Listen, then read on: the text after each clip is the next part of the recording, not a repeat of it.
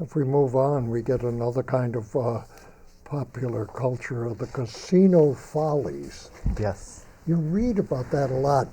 Great writers like Kawabata Yasunari, who won the Nobel Prize in Literature in the post-war period.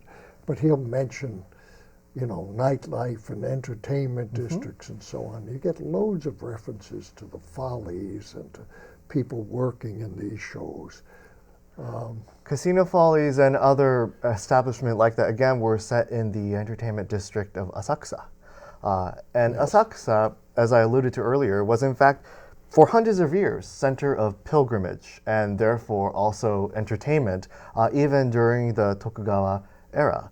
But in 20th century Japan, it becomes, on the one hand, the center of film industry or film consumption, a center of movies, but also center of a whole gamut of entertainment, lowbrow entertainment from people who are doing tricks, magics, magicians, dancers. And so Asakusa, throughout this period, 19-teens through 1930s and 40s, is basically the Tokyo city's amusement quarter, and it's the place where people go to get entertained. And Casino Follies, again, is an example of a westernized, somewhat westernized form of entertainment that sometimes put on things like a sort of twisted version of Western operettas and things like that. There was even a phenomenon called Asakusa Opera or Asakusa Opera, which was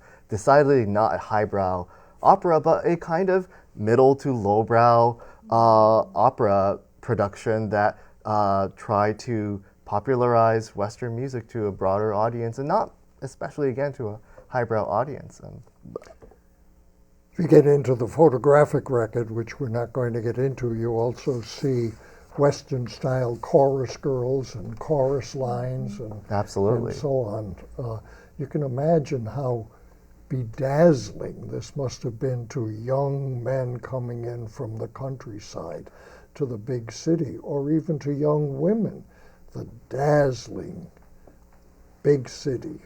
And the writer that you mentioned just now, Kawabata, does an especially nice job of depicting the complexity and the senses of this world in a volume called The Scarlet Gang of Asakusa. That's a great book. Which is about this kids gang, children's gang, ostensibly, that lives in Asakusa and goes in and out of these different entertainment quarters and so forth.